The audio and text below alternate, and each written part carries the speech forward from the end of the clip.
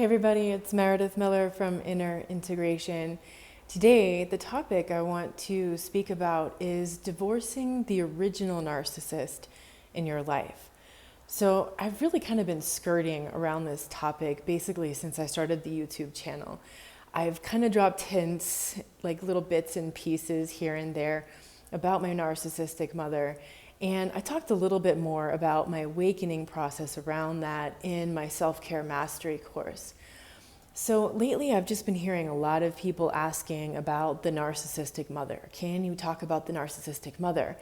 Now, I don't know what it's like to have a narcissistic father, but I imagine it's kind of similar. I've had several dreams since I moved here to Mexico about my mom. I had two this last week, including one last night. So all of this to me was kind of like signs that I just need to go ahead and start talking about this. And these dreams have really felt like this massive purge of the relationship, the feelings that I had about her in the relationship. And they're also kind of serving as like this validation that I'm making the right decisions for cutting her out of my life. So why is it so important to talk about the original narcissist? The thing is, it's not like one recipe fits all. Family dynamics are very complicated and people are in different situations. Today, I'm going to share some of my personal insights about, my experiences with my mom and sort of the evolution of this process for me, finally getting to this point of no contact a couple months ago, in hope that my insights might create for you some kind of reflection of your own experiences so that you can understand something new about your own situation. So what happened was, for the last almost 2 years, I've been managing these boundaries, or at times fooling myself into believing that I was managing the boundaries of minimal contact and gray rock technique with her. Now, the boundaries were helping for sure. I mean, it was way more manageable once I started setting boundaries than it was in the past. But the thing was, she was still getting in. Even up until the end of July, we were at such limited contact that it was basically, she was sending me a few text messages via WhatsApp a month. Like, that was the extent of the relationship that we had. And these messages were either like vomit-worthy love bombing that was just so superficial and empty and fake, or it was like the typical, like the night before my brother and I left on vacation, he was flying up from Chile. We were going to meet on the Mexican Mayan Riviera for a few days, and I get this text message the night before, and it's like, FYI, USA Today says tainted alcohol in Mexico. Enjoy yourselves, love. Translation, fear, fear, fear. Oh, and try to enjoy yourselves on your vacation now. And, let me just put this word love here, right? And so, that was just so typical, the killjoy energy that she's had in my life since as long as I can remember. And my brother and I hadn't seen each other in 2.5 years. We were excited. We were going on vacation. And I get this text message, which, of course, I didn't answer, but you can see that she's very covert. It's very covert type of games. She's very calculated. She's very meticulous. And her abuse is as thoughtful as the gifts that she buys people. So a year and several months ago, after I had interviewed Dr. George Simon, I don't know if you've seen that video that I did with him, he was talking about benevolent confrontation. He was saying if there's any hope that a narcissist will change, it's through some sort of benevolent confrontation. So I took this advice. I went to Ohio and I decided to talk to her about the abuse, and at the time I was still giving her the benefit of the doubt that maybe she was a borderline, that maybe if she would go to therapy, that she could change, she could see the wrong of her ways, that she could admit what she did, and we could somehow work out a better relationship. But during the course of that conversation, what happened was she went through every single covert aggressive tactic in the book. That book, by the way, is called In Sheep's Clothing by Dr. George Simon. He talks about rationalization, minimization, blame shifting, guilt tripping. I mean, he puts a name on every one of those things that the narcissist does. And then she ended the conversation with this spectacular performance about how much she loves gaslighting, and it went, Meredith, tell your father about gaslighting.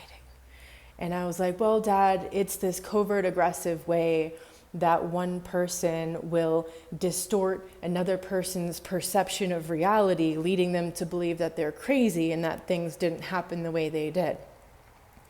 My mom goes, and it's from this 1944 movie with Ingrid Bergman and this and that. And she's like all excited. And in that moment, I just had this like shudder of terror, just realizing like how sociopathic that behavior was. And then we went inside about 30 minutes later, and she went ahead and pulled off this gaslighting thing that she had planned. She had a photo of some kind of French braid, and she had stuffed it away in her pile of stuff, and she waited for us to go inside to pull it out and create this whole thing on gaslighting. And I'm like, Mom, that's not what happened in childhood. And she's like, oh yeah, don't you remember? I'm like, no. And so literally she made fun of the fact that she loves to gaslight, and then went ahead and gaslit me, in front of my father. So that, it's like I still gave her a chance after that. Like, that's how complicated these dynamics are. Like, I still wanted to believe that my mother could change, that we could fix our relationship somehow, that things would be different. But the reality is nothing has changed since then. It's been like a year and 4 months. Nothing has changed since then, only that her tactics of abuse have gotten a lot more sophisticated. And little by little, I decreased the contact that we had. The last time we talked on the phone was in May. If you've been following me for a while, you may have heard about that scorpion sting event that happened right around the time that she had called and they wanted to come visit. And like all of that just really forced me to face the truth of this, like extremely painfully. So in another video, I'm going to talk about the psychosomatic things that can take place when there's so much psychological stress. And I'll show you some photos that, of examples of things that have happened to me, particularly around the issue of my mom. So back to that conversation in June of 2016, after that, I was still allowing her behavior in my life to some degree, even if it was just a few text messages a month, I was allowing that. And then in June, just recently, so like a year after that conversation, I met another narcissist. It was like a long distance thing.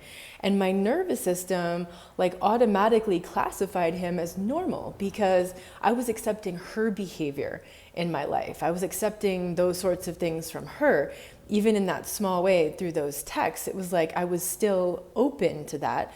So my nervous system was like, this is acceptable, this is normal. And like at an unconscious level, no matter how much I knew consciously about narcissists, about red flags, about all of this, like my own nervous system betrayed me. And that was like a huge eye opener for me. He was also the very covert type, like my mom. It wasn't extremely obvious, but at the same time, like looking back, I should have seen, right? It was a very unconscious thing that took place. So then mid-August this summer, I came to Mexico City to Dr. Iñaki Piñuel's seminar. If you guys don't know about him, he's the Spanish expert. He's from Spain. He has a great book called Amor Cero, Zero Love. Unfortunately, I don't think it's in English, and his seminars are in Spanish as well. And so this seminar was called Healing Soul Violation or Healing Soul Rape. And I literally found it, like for some reason I went into Facebook, the thing popped up, and it was like the next day I had to get to Mexico City from the town where I was living. And I saw this and like, it was just like, I have to go see this. I have to go to the seminar. Like something deep inside of me knew that I needed to get there.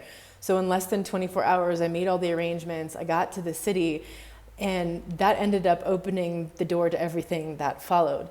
So, sure enough, by the end of the seminar, after hearing everything that he had to say, it just like, that one takeaway for me was I absolutely have to go no contact with my mom. Like no more minimum contact, no more gray rock, like divorcio express, as Iñaki says.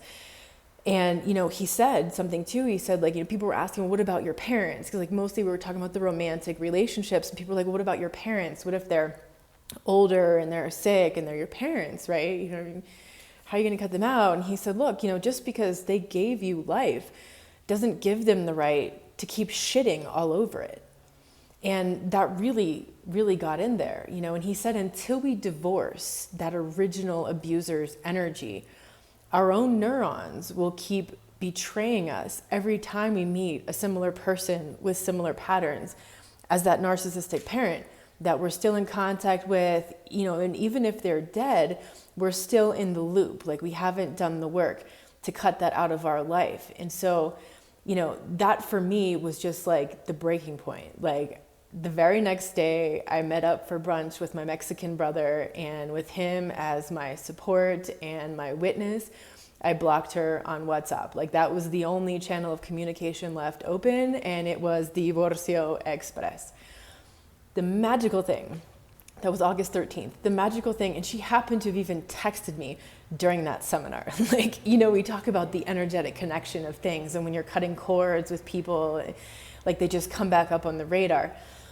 Everything started to change at that point. Everything. Within 2 weeks, I had a whole new life. I moved to the city, which was something I never even imagined doing, which I don't think I would have done had I not come here 2 weeks before that and just started to see that like a life here could be possible. I started socializing more. I started feeling less socially awkward. I even went to a party and a concert. These are things that like I didn't feel comfortable doing before. I started dating, and I didn't waste a moment of time with anybody showing any signs of disrespect or narcissism or anything like that. And it was like my body and my mind were repulsed by it, versus in the past, there was like this unconscious drive and attraction to that. And then I met a really wonderful man who isn't a narcissist at all. He is a really exceptional human being. So it was like, and then the earthquakes happened, right? And it was like, it just shook out all this old toxic memories. I had all these dreams, and it was like, I just got pushed right where I need to be. So how do I know I made the right decision going no contact with my mom? The results speak for themselves. Like, my life 2 months ago was very different than my life is right now, internally and externally. And I am so glad that I made that decision. Like, it wasn't easy. So what about my dad, right? So my dad and I still text via WhatsApp, and I have boundaries with him because I know that they're a team. I know that often, if not most of the time, he's probably doing her bidding. And I know that anything I tell him is going to get back to her. So I can't entirely open my heart to my dad. And that's very important that I have boundaries around what I'm sharing with him because of that reason. And, that idea kind of made me sad a few months ago when I thought about it. But now it's just kind of like this normal thing, because that's the reality. And I've accepted that. That's the reality when you're dealing with a narcissistic, codependent parental team, which maybe a lot of you are. And what happens usually is the codependent, although they're a very empathic, loving person, the codependent is quite unhealthy. I mean, especially if they've been in that relationship for decades and decades, they're in their 50s, 60s, 70s, 80s, like they're so set in there. And the codependent might have a case of narcissistic fleas. That happens sometimes. But at the very least, you can assume that the codependent parent is in the trauma bond with the narcissistic parent, and therefore they will defend that person. They will be loyal to that person. So, for now, this relationship with my dad is working. We'll see how this goes down the line. We haven't had any direct conversations about it. It's just kind of been this thing that was pushed aside, though I'm sure they're both aware of what's going on. And Venus is dreaming. And, I really enjoy having my dad in my life, even if it's only to this degree where, we can just have a few text messages and whatnot. And after that, I cut off every single narcissist in the family. And that started like a year ago with a couple people that were closer, and that ended in the last month just from Facebook, just getting rid of the rest of these people from my life because I can't have them in my life to any degree. I don't care what they think anymore. A year ago, I still cared what they thought. I still maybe wanted them to see things my way, or whatever. But at this point, like, I don't really care what they're saying. I'm sure they're talking shit. I'm sure, they're talking about other stuff. I don't really care what goes on there. That's not my reality anymore. And I'm very clear with myself that that is not my reality. This is my reality. This is what matters to me. And that is just a huge waste of energy. And so what that means is that I've let go of those people-pleasing patterns where a year ago, I was still trying to please them. I didn't want to create too many waves. I didn't really want to create a lot of conflict. I was trying to manage the boundaries around all that. Meanwhile, there was just this unspoken stuff there, and I couldn't walk away from it then. But now I am willing to walk away from everything that doesn't bring peace and joy into my life. Like, anything that disturbs the waters of my peace and joy is gone. That shows growth. That's a very different place than where I was a year ago. Now, some people will ask me, well, what do you do when people ask about it and they have all this judgment around you cutting off one of your parents, and especially your mother? And sure, some people don't understand how a child could possibly cut off her own mother. That's fine. Maybe they don't have a narcissistic mother. Maybe they have no idea what that's like. Or maybe they're just defending, the narcissistic parent because they are one, and they would like to see you keep coming back for more. I don't care what their opinions are either. I used to care about that. I don't care anymore. I'm doing what I know I have to do so that I can be healthy, so that I can be at peace, so that I can protect and radiate my joy to be a beacon for other people. And I'm not going to allow that stuff to stop me like it did in the past. Other times people will say to me, especially here in Mexico, you don't understand what it's like to be in a Latino family, or sometimes my clients, in a Greek family, in a Jewish family. I'm like, honey, that whole side of my mom's family is Italian. I mean, they are full Italian Catholic. They are the masters of the guilt trip. It is the same thing. The mother is sacred, the family is sacred. People continue to minimize and deny the abuse because family is important. You got to honor thy mother and father and honor thy family. But, I learned this several years ago, actually, when I was 33. I'm 39 now. So 6 years ago, when I first started to speak about the fact that my mother's father sexually abused me when I was 4 or 5 years old, I could see the reaction of people in my family. I could see just how fucked up those patterns were, because the people would rather shut me up and eulogize a sociopathic pedophile than to hear the truth. They just couldn't hear the truth. And the only ones who could hear that truth were other people in the family who had been abused by other family members. And the thing is, if you've been sexually abused and you think that you're alone in your family, think again, because this doesn't occur in isolated incidents. I mean, it is rampant in families. I can guarantee you there are other people in your family who went through something similar, whether they're willing and able to face it or not. I don't know. I was 33 before I could face that. And it was only because I was in an emotional balancing acupressure course and someone was working on me, and it just came up. It just all came out. I couldn't stop it.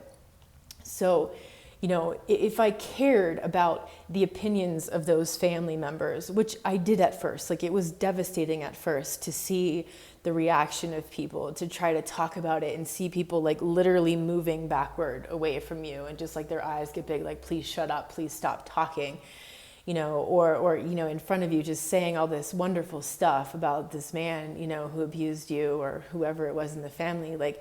I used to care about their opinions, and the reality is that was very unhealthy for me. To care about their opinions, to look to them for validation, that was unhealthy to my sanity, to my well-being. And the same applies to the narcissistic abuse of my mother. It's the same thing, even though this is much more invisible and she's so covert. My grandfather was covert too, but my mother is very covert. I'm sure most people in the family just don't have a clue. But I'm not trying to prove anything to them anymore. So what if they can't see it? That's their problem, not mine. Their reality has nothing to do with mine. If they don't see it, that doesn't affect my life anymore.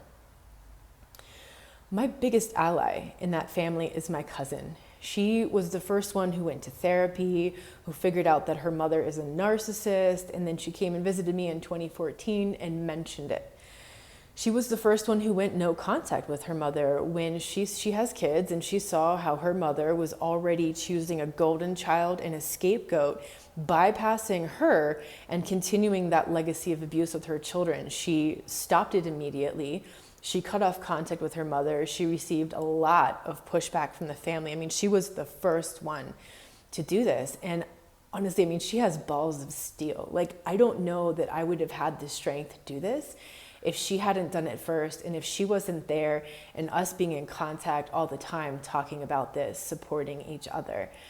And, you know, she and her beautiful babies are part of my new familia. My new familia also contains people that aren't blood related. I have a Mexican brother here in the city. I have an adoptive mother in the town where I was living before. I have an adoptive father who used to live in Peru and now lives in an island in the Caribbean. And like, the family just keeps growing. I have soul sisters all over the place. Like, none of these people are related to me by blood, but it doesn't matter because they love me unconditionally and they support me. They're uplifting. They bring joy into my life. They bring peace into my life. Like, that's what family is about. So, you know, it doesn't matter if your family is abusive and enabling. You can adopt a new family, people who actually love and support you. Now, I can't tell you that you have to go no contact with your narcissistic, abusive parent. Only you will know when and if that works for you. It took me a long time to get there, like years of a process to get there. And I really believe that the family dynamics are the hardest ones. Like, you know, the romantic relationship is devastating. The work relationship is just really hard. But the family relationships is like layer upon layer upon layer of guilt woven throughout that structure. And there's like decades long dysfunctional pattern that's just locked in there. Like, there was nothing the same of that. And you know, what I would recommend to you, if you are at the point where you're recognizing this is your family, this is one of your parents, is at the very least to set new boundaries. And if you're going to start with some basic boundaries, I would start with what you share. Like, from now on, no sharing personal, emotional, deep stuff with them, like on the surface, boring, you know, that gray rock kind of stuff. Like, don't let them in any deeper. Definitely don't share your joy. Don't share your pain, because that will all be used against you. Another boundary that I recommend having is, you know, how you allow them to affect your emotions and your mental outlook on life. Because that's the whole thing about that paradigm of the narcissist. If you allow that to bleed into your life, and like, we become like the people that we most hang out with. You may not become like a narcissist, though you might catch some fleas. But what I mean in this case is their reality can be so overwhelming that when you're around them, and even on the phone, like, I mean, you could be in a whole other country halfway around the world and you talk on the phone, it's like that reality starts to take over your reality. And then it starts to get really confusing. And then like, and especially when it's all of them and you're the only one that doesn't see things that way. That's the danger of hanging out with them, is that you could start to subscribe to that very dysfunctional, very toxic reality. Now, that's fine that they live in that reality. You can't control that. You can't change that. But you want to have boundaries that protects your reality so you don't let that stuff in. You know, the way they try to get you to emotionally react or to feel a certain way, or how they want to plant all these doubts and fears into your mind. You got to dismiss all that stuff. That's not for you. That's not your reality. You do not have to subscribe to that. Give yourself permission to prioritize your sanity, your health, and your well-being. If you're waiting for someone else to give you permission, like Dr. Iñaki Piñuel gave to us that day, then listen to my words right now and let this be your permission. It's like almost like we're just waiting for someone to tell us like it's okay. Because there's all these messages around us, especially from the family, telling us it's not okay. You can't divorce that parent. You can't leave that family dynamic. You have to keep serving that. You have to just shut up and take it. So if you're waiting for another voice, this is the voice right now. But mostly you need to listen to your inner voice, okay? Because that day in that seminar, even though he was saying that, I could have just dismissed that. I could have not taken that to heart. I could have said, well, but that doesn't really apply to me. Or maybe I just wasn't ready. But at that very moment, I was ready. I was ready to make that decision. It had been this long thing in the make, and I needed to hear his voice that day so that I could make that decision to move forward. So understand too that in stage 1 of recovery, like, you're not ready to face the childhood stuff yet. Like, right in stage 1, it's like you need to get safety and stability, and you need to put the childhood stuff over here for the moment so you can get yourself into that groundedness and that safety and stability. Eventually in stage 2, that's when you want to start digging into the past, looking into the childhood stuff, really unearthing all of that and making sense of things and resolving things and seeing how the childhood has affected your whole life, and where do you need to make changes in your perspective and the way that you're living and the relationships that you have with your family and other people so that you can move forward. And the reality is you need to go down into the abyss before you can come back up. Like, it's just the nature of this transformational cycle. So it's part of the process, and wherever you are in that process is right where you need to be. So I'm not telling you that you have to do this or you have to do that. And if you're not looking into the family dynamics or you're not doing something right, maybe you're not there right now, and that's okay. Maybe this message isn't quite for you right now. But if you're listening to this and you're like, oh man, then this is where you're working at right now. So always keep your finger on the pulse of where your growing edge is so that you can keep moving forward. So I'd love to hear in the comments if you want to share how you're managing contact or no contact with your narcissistic parents or family. It could be like you have a parent. It could be you have 2 narcissistic parents. Like, it's not always a codependent and a narcissist. In more rare cases, you'll have 2 narcissists or 2 different shades of cluster Bs that are together. That's an extremely volatile relationship, and it only works if they have a similar agenda and similar goals, and it's like they kind of hover around each other like binary star systems in the universe. It does happen, right? But so it doesn't matter what kind of that dynamic it is, whether it's codependent and narcissist or 2 narcissistic parents, or maybe it's like your siblings, extended family. I would love to know, like, what's working for you? What kind of contact or no contact is working for you? And what are maybe some mistakes that you made that then you learn some lessons that maybe you want to share with other people so that they can learn from your lessons as well?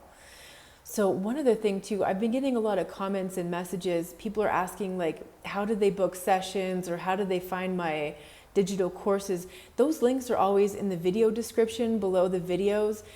In just about every one of my videos, you'll find those there. You can always go to my homepage too, which is innerintegration.com. So this family theme, it's a really, really tough topic. It's, I think, the hardest narcissistic relationship to move beyond, but it's truly necessary, I believe, at whatever point you're ready for it, to divorce that original narcissist energy, the person in your life and the energy of that. And you might notice, like me, that you're processing a lot of this in dreams afterward, because that's all the subconscious stuff that's coming up. So look for those signs, and I would recommend journaling. If you're having those kinds of dreams and stuff coming up, journal that stuff and see, because maybe when you look back in retrospect, you get even more value than you saw in the moment, that maybe you didn't put some dots together that later down the road you ended up understanding more. It really is a reflection of our life, that the subconscious versus the conscious mind. Sometimes it just doesn't enter the conscious mind, everything that's there, and that's why it comes to us through our dreams. So if you have a narcissistic parent or parents, I'm sending you an even bigger hug, because I know it's so hard to get out of those relationships and to get into a place where you're owning your own reality and not sucked into that and not overwhelmed with that and caring so much about what they think and what they want. It's tough, I know. And the reality, though, is you can change it. It takes work and it takes time. Like I said, this doesn't come quickly and it doesn't come overnight. And I can't tell you that tomorrow you got to do it. You got to be 100% no contact. Maybe you're not there yet, and that's okay. Start setting boundaries. The more boundaries you set, the more you're going to see, the more you're going to protect yourself, and the closer you're going to get to that point of completely divorcing that energy from your life. I'm sending all of you a big hug.